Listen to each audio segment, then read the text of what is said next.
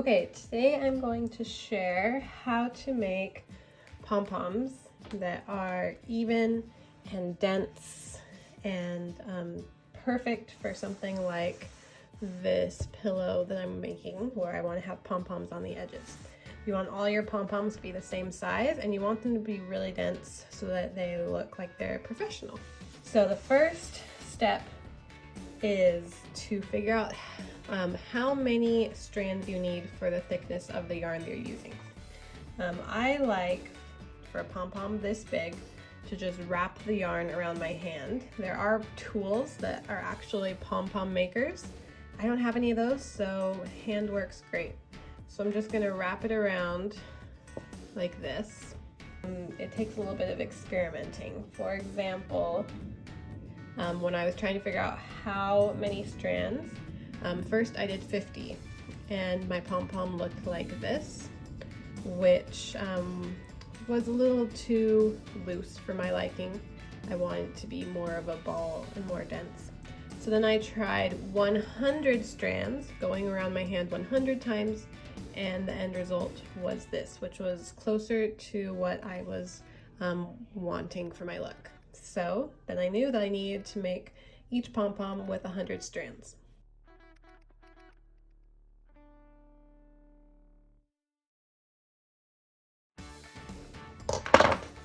And then you're going to use a much thinner, stronger yarn.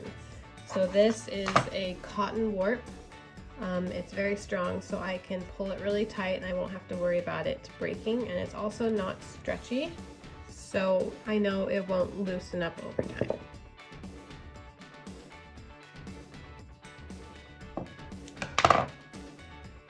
And then you can use a crochet hook or a needle or just your fingers and go in between your fingers right here. Grab that string and pull it back. So now you know that it's going to be wrapped around the center of your ball of yarn. So the biggest tip that I can share is to make sure that when you are tying a knot in the center, it is as tight as possible. The tighter you cinch all of these yarns at the center, the more they will fluff out, be even, look really dense, and be more secure as well. So I have a really secure knot. I'm going to show you. I'm actually going to take this off of my fingers so I can use both hands. It's called the knot wrap knot method. Totally just made this up, but I've used this for a lot of projects when I really need a tight knot, and just doing a regular double knot doesn't cut it. So knot wrapped knot. So the first knot you're going to do is a double wrapped knot.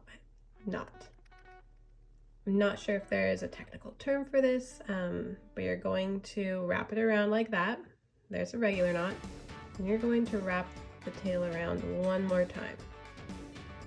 So when you cinch it, this is not going to come apart as easily. And already that's pretty tight, but we want to see if we can get it even tighter. So this is the first knot of the knot wrap knot method. So knot it. But see, as I let go, it loosens up a little bit. And if this was just a regular knot, when I let go, it would loosen up a lot more. Now I'm going to take one of the tails and I'm going to wrap it around. And you can do this twice, or you can do it with each tail. So that's the wrap, knot wrap, knot. So we've done the knot, then we did the wrap. Now we're just going to do a regular knot. And this time when we pull it, it has those wraps. Give it a lot more leverage to tighten it. And that first knot is holding it in place. So now the second knot can really do the job to tighten it even more. And then we're going to follow it up with one last knot to lock everything in place. So we have this really tight cinched knot under here with the knot wrap knot method. So you can use that with a lot of different things if you need them to be really tight and you need a cinch. Now I'm going to leave these tails long in case I want to sew this pom-pom onto anything. And I'm going to cut all of these loops. You can stick your scissors through and cut them like that. Or if you know you're going to be cutting some excess off, you can just cut right across the top there. And you probably won't get all of it. If you see in the middle, I still have some loops. So now I'm going to stick my scissors through, cut those in half, move them, cut any others in half, make sure that these are all cut. Same on this side.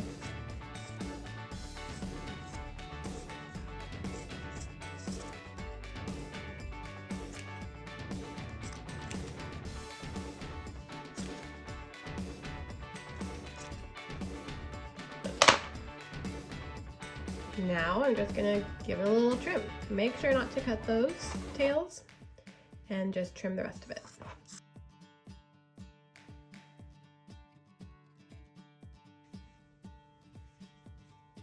So I'm still trimming it, but if I want to make sure that it's the same size as some other poms I made, I'm gonna bring one over and just kind of see if the sizes are matching. If not, I can take even more off. But you'll kind of be able to tell as you're cutting when the fibers start to look more dense versus loose up here and how much to cut off. Just keep trimming.